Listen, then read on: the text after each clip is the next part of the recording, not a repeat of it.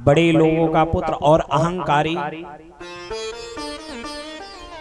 सभी देवता, प्रभु नारायण सब मिलकर के देवताओं ने एक सभा रखी और उस सभा में दक्ष को प्रजापति की उपाधि दे दिए, क्योंकि दक्ष ने सृष्टि के कार्य में बड़ा सहयोग किया था। कई हजार बच्चे पैदा किए, कई कन्याएं हुई, इसकी सृष्टि कार्य में बड़ा सहयोग किया। इसीलिए देवता और ब्रह्मा इत्यादि सभी मिलकर के इसे प्रजापति की उपाधि से संलंकृत कर दिए। अब यह दक्ष पहले तो बहुत क्रोधित था, क्रोध वशीभूत था, लेकिन जब प्रजापति की उपाधि पाया, पद पाया, तब तो और फूला नहीं समाया।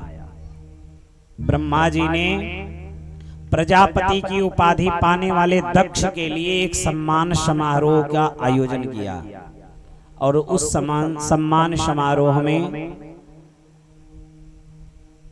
ब्रह्मा आदि सारे देवता बैठे थे और दक्ष प्रजापति बाद में आया। तब तक भोले बाबा तो व्यर्थ का समय अपना व्यतीत करते नहीं हैं। भोले बाबा का विवाह दक्ष प्रजापति के पुत्री सती के द्वारा हो गया था, इसलिए भोले बाबा उनके दामाद भी लगते थे।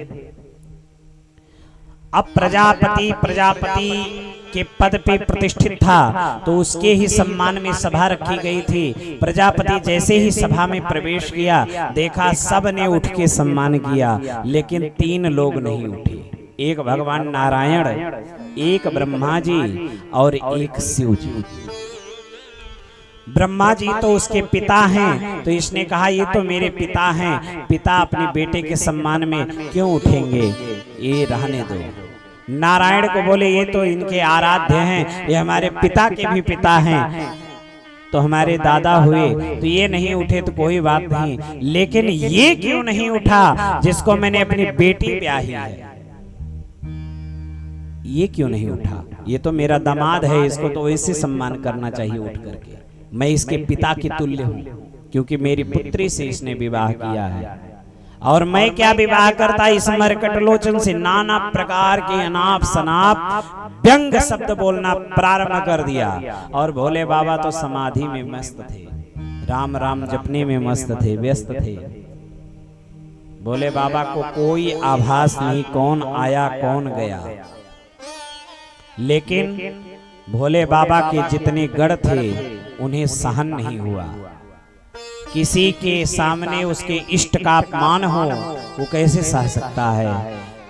नंदी इत्यादि, नंदी श्रृंगी भृंगी सभी गढ़ों ने देखा कि मेरे बाबा के प्रति अनाप शनाप बके जा रहा है। नंदी ने भी श्राप देना शुरू किया, अरे मूर्ख दक्ष, तो आज प्रजापति के उपाधि पे क्या बैठ गया, इतना मदांध हो गया, तो भूल गया कि ये तुम्हारे दामाद बाद में हैं, पहले देवों के देव ये महादेव हैं, इनका सम्मान त्रिलोक में होता है, और तुमने इनके महादेव स्वरूप को भूल करके सिर्फ दामाद याद किया है और अनाप शनाप बके जा रहा है। तुझे पता नहीं ये शिव हैं, ये साक्षात कल्याण है, और जब कल्याण को ही तू ठुकरा रहा है, तेरे जीवन में क्या कल्याण होगा। जा, मैं श्राप देता हूं, ये तेरा जो बकबक करता हुआ धड़ है ना, सिर है, ये धड़ से अलग हो जाएगा, श्राप दे दिया। तब तक दक्ष प्रजापति के जो जितने अनुयायी थे, चापलूसकार थे, भृगु पूषा इत्यादि ऋषि, क्योंकि प्रजापति दक्ष का उसमें वर्चस्व था, तो इन्हें लगा कि इसी के तरफ रहना ठीक है, तो वो सब भी बोलना शुरू कर दिए। अरे तुम क्या बोलोगे, तुम इस शमशान वाले के तुम अनुयायी हो, इसके भक्त हो, तुम्हें क्या पता किसका सम्मान कैसे किया जाए। नाना प्रकार के व्यंग बोलना शुरू किए, श्रापा श्रापी दोनों तरफ से चली। तुम्हारे जितने बाबा के भक्त हों सब दरिद्र हो जाएं, सब ये हो जाएं वो हो जाएं, उनके पूजा करने वाले ऐसे रहेंगे, घोरी रहेंगे, नाना प्रकार की श्राप देना शुरू किए। नंदी जी को आया क्रोध, नंदी जी ने भी श्राप दे दिया, जाओ हम भी श्राप देते हैं कि तुम भी निर्धन हो जाओ, कभी तुम्हारे पास धन नहीं आएगा। खूब श्रापा श्रापी चली। तब तक भोले बाबा की आंख खुली। भोले बाबा ने कहा राम राम, हमने क्या 10 मिनट आंख बंद कर ली, यहाँ तो महाभारत हो गया। भोले बाबा उठे उस सभा से आराम से, ना कोई मान की इच्छा, ना कोई सम्मान की इच्छा, अपमान हो जाए उसका भी कोई गम नहीं। भोले बाबा उठे, चल दिए सभा से, बाहर आए अपने गढ़ों को लेकर के। अब जब भोले बाबा कुछ बोले नहीं और चले गए, तब तो दक्ष प्रजापति का और क्रोध बढ़ गया। देखो देखो, सुन भी लिया, सब देख भी लिया, उसके बाद उठ के चला गया, एक शब्द बोला तक नहीं। बताओ कैसा आदमी है। खूब अनाप शनाप बोला। भोले बाबा मुस्कुराते हुए निकल पड़े। ब्रह्मा जी ने खूब डांट फटकार लगाई, लेकिन दक्ष प्रजापति अपने मद में चूर था, तो ब्रह्मा जी की बात भी ठुकरा दिया। लेकिन यह अपमान अपने हृदय में लिया हुआ दक्ष प्रजापति को लगा कि हमारा अपमान हो गया। जो दुष्ट प्राणी होते हैं और अपने पद की प्रतिष्ठा में जो मदान्ध होते हैं, वो जब कहीं जाते हैं ना, तो कितने लोग उसका सम्मान किए ये नजर नहीं आती है। कौन हमारा सम्मान नहीं किया ये ज्यादा नजर आता है। प्रजापति दक्ष के साथ भी यही हुआ। अरे हजारों उठ गए, भोलेनाथ नहीं उठे तो कौन सी बड़ी बात है, काहे तुम उसके उनके चक्कर में परेशान, तुम अपना काम करते। लेकिन नहीं, इसने मन में बात रख लिया और निकल पड़ा। मेरा अपमान किए, मैं भी इनका अपमान करूंगा। कैसे? तो कनकल क्षेत्र में एक दिव्य यज्ञ का आयोजन किया, सबको बुलाया, लेकिन भोलेनाथ के पास उसने निमंत्रण नहीं भेजा। बाबा के पास निमंत्रण नहीं आया। बाबा कैलाश के शिखर पर बैठ करके मां सती को कथा सुना रहे थे। मां सती को कथा सुना रहे थे। उसी समय विमान गड़गड़ाते हुए तुलसीदास जी महाराज कहते हैं, जब मैया सती कथा सुन रही थी, तुलसीदास जी महाराज कहते हैं, विष्णु विरंची महेशु बिहाई, विष्णु विरंची महेशु बिहाई, चले सकल सुर जान बनाए, वो चले सकल सुर जान बनाए, विष्णु विरांते महेशु बिहाई, विष्णु विरंची महेशु भोले बाबा को निमंत्रण नहीं आया। ये बात विष्णु जी को और ब्रह्मा जी को पता चला, और विष्णु ब्रह्मा जी ने भी उस यज्ञ में जाना अस्वीकार कर दिया। जहाँ शिव नहीं जाएंगे वहाँ हम क्यों जाएं? वो भी नहीं जा रहे हैं। लेकिन ये देवता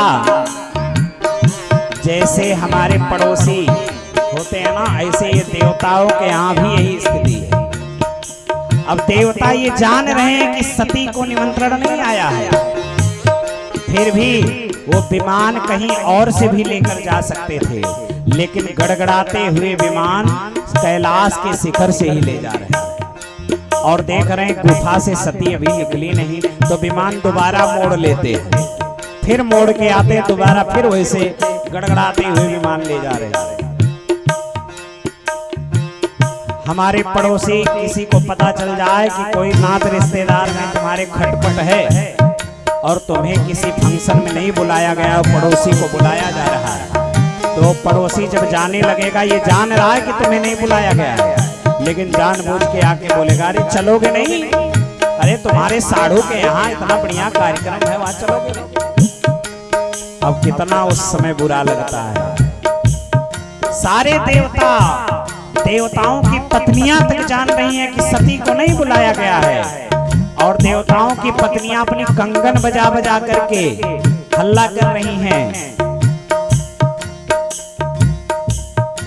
तुलसीदास जी महाराज कहते हैं, विष्णु विरांचे महेशु बिहाई, विष्णु विरंची महेश बिहारी, चले सकल सुर जान बनाए। हो चले सकल सुर ज्ञान बनाए। सती बिलो के व्योम विमाना। हो सती बिलो के व्योम विमाना। सती बिलो के व्योम विमाना। सती बिलो के व्योम विमाना। जाते चले सो दर विधि गाना। हो जाते चले सो दर बीज गाना। सती कथा सुन रही थी, लेकिन जब विमान की बार बार आवाज उनके कानों में पड़ी तो कथा में विघ्न आ गया और सती बाहर निकल के आई। भोले बाबा मुस्कुराए, अब होगा तांडव घर में। निकल करके सती बाहर आई, देख रही हैं देवांगनाओं की विमानें जा रही हैं, देवता लोग सज संवर करके जा रहे हैं, विमान भी सजे हुए हैं और वह देवता लोग ऐसे नहीं जा रहे हैं। सुर सुंदरी करही कल गाना।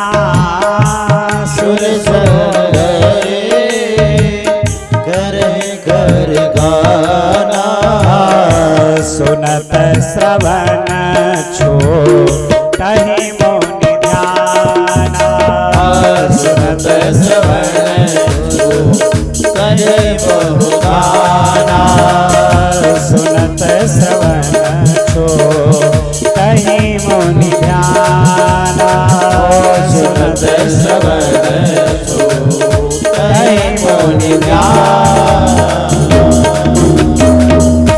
सुर सुंदरी करही कल गाना।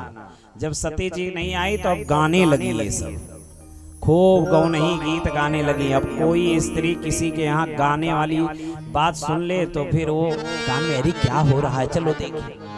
अब मैया सती भी बाहर निकल के आई तो देखिए दिव्य दिव्य विमान सज करके जा रहे हैं। मैया सती ने कहा, इशारे में पूछा कहाँ जा रही हो? देवताओं की पत्नियों ने कहा लो तुम्हें पता नहीं? बोले नहीं हमको नहीं पता। अरे तुम्हारे ही पिताजी के घर में इतना बड़ा यज्ञ चल रहा है तुमको पता ही नहीं। अब सती ने माथा पीटा, राम राम, हमारे पिता के घर यज्ञ और हमें पता नहीं। सती ने सोचा कि ऐसे कहा दूंगी सच में नहीं जानती तो सब बड़ी बेइज्जती करेंगे हमारी। तो सती ने कहा नहीं नहीं मैं भूल गई थी, आज ही है क्या, हमें याद नहीं था, अभी मैं लिफाफा देख करके पता करती हूँ, आप चलो हम पीछे आती हैं। क्या करें, मैया सती तो जान नहीं रही थी। मुंह लटकाए माँ सती अंदर आई, भोलेनाथ से कहा। मैया सती ने, भोलेनाथ आपको पता भी है? भोलेनाथ ने कहा क्या? तो मैया सती व्यास जी के शब्दों में सुने। व्यास जी महाराज लिख रहे हैं कि मैया सती आज आकर के हाथ जोड़ करके कह रही हैं, प्रजापतिस्ते स्वसुरस्य सांप्रतम् निर्यापितो यज्ञ महोत्सवः किल वयं च तत्राभिशरामवामते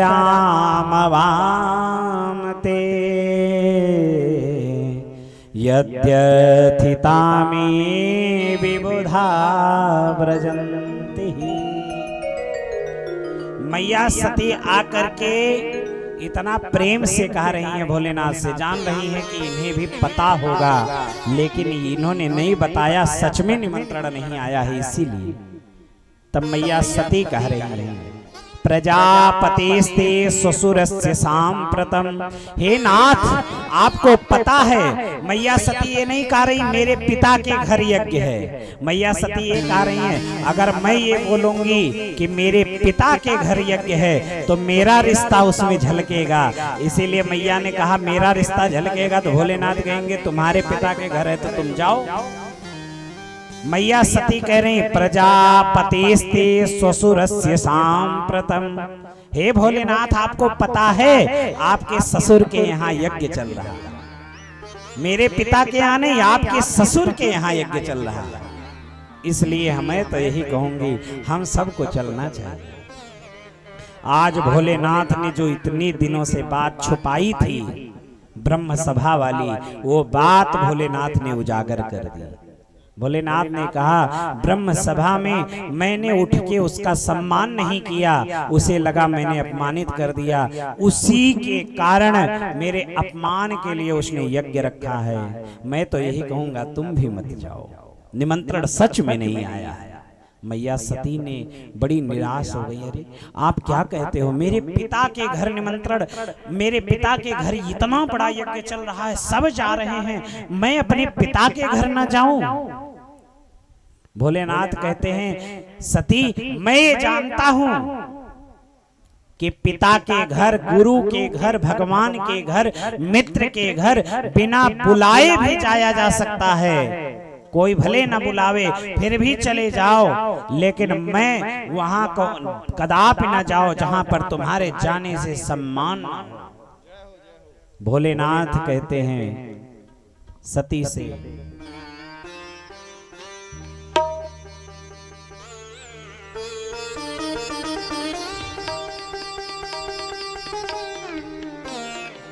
भोलेनाथ बोले वहां कदापि मत जाओ जहां तुम्हारा सम्मान ना हो।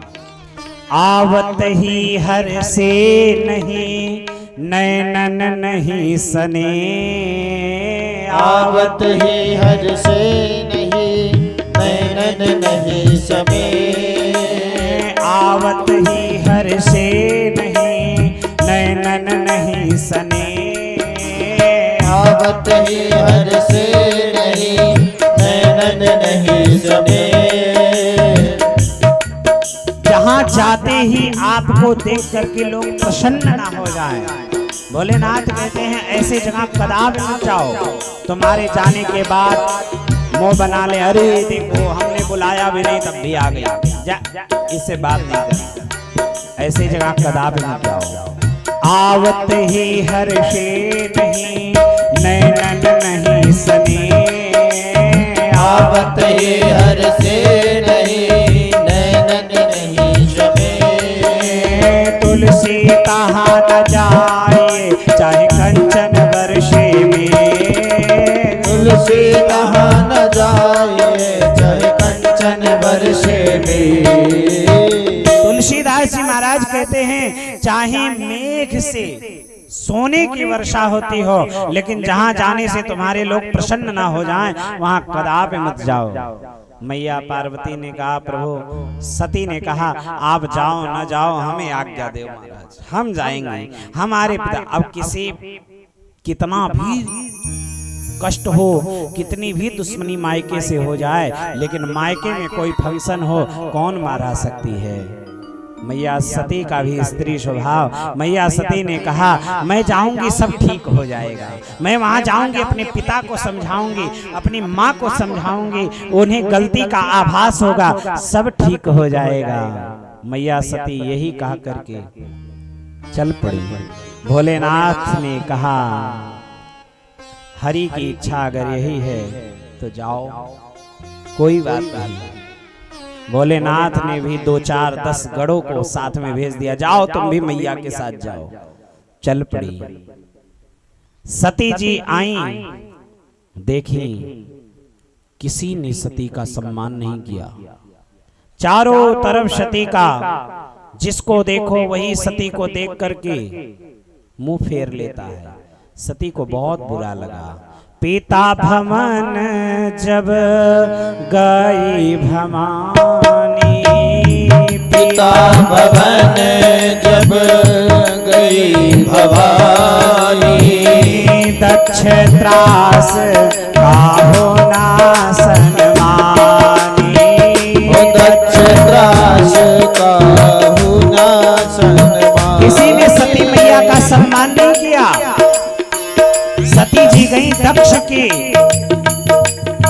डर के कारण सती से किसी ने सच्चे से बात भी नहीं किया। लेकिन तुलसीदास जी महाराज कहते हैं माँ माँ होती है, चाहे जितना कष्ट हो जाए, कुछ भी हो जाए, घर से निकाल दिया जाए, कौन माँ ऐसी होगी जो अपनी पुत्री या पुत्र से बात ना करे।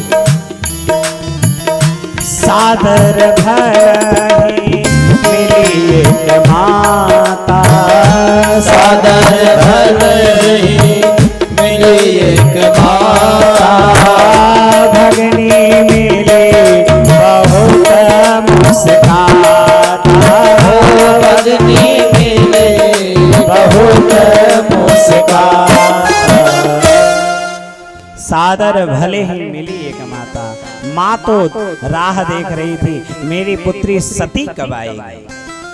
सब बहनें आई हैं, सब तो मुस्कुरा रही हैं, व्यंग्यात्मक शब्द बोल रही हैं। अरे सती तुम आ गई, हम तो तुम्ही को देख रहे थे, मुझे पता था तुम्हें मिला नहीं है निमंत्रण, लेकिन चल सती तू चली आई, अच्छी बात है। अगर मुझे होता ऐसा ना तो हम कदापि ना आती। यही सती बार बार सती से व्यंग्यात्मक शब्द बहनें बोल रही हैं। लेकिन माँ ने देखा सती को गले से लगा लिया। माँ ने कहा सती मैं तो तुम्हें ही निहार रही थी, तू आ गई, चल बहुत अच्छा है। सती को बड़ा अच्छा लगा माँ से मिल करके।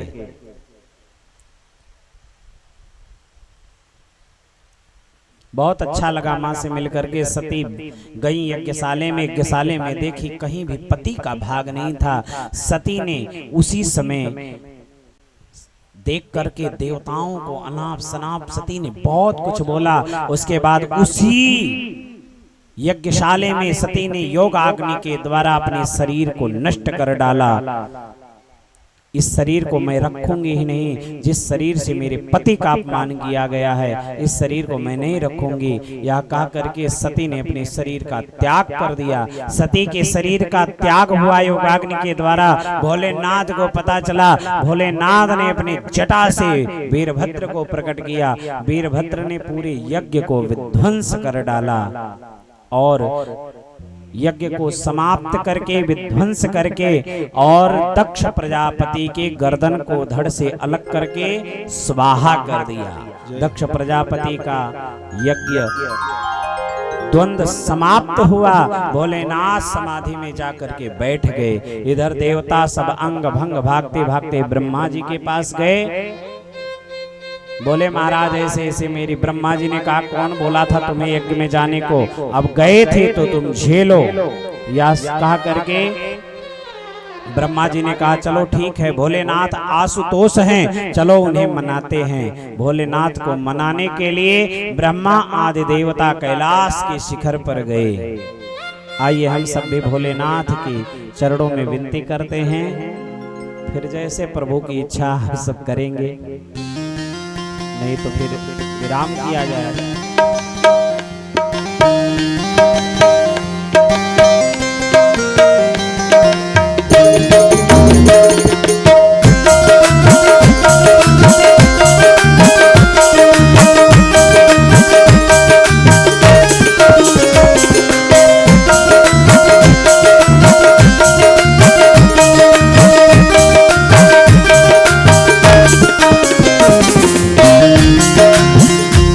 सभी लोग भोलेनाथ की विनती करेंगे। कैलाश के निवासी नमो बार बार है, नमो बार बार है, आयो शरण तिहारी प्रभु तार तार है। कैलाश के निवासी नमो बार बार है, नमो बार बार है, आयो शरण तिहारी प्रभु तार तार है।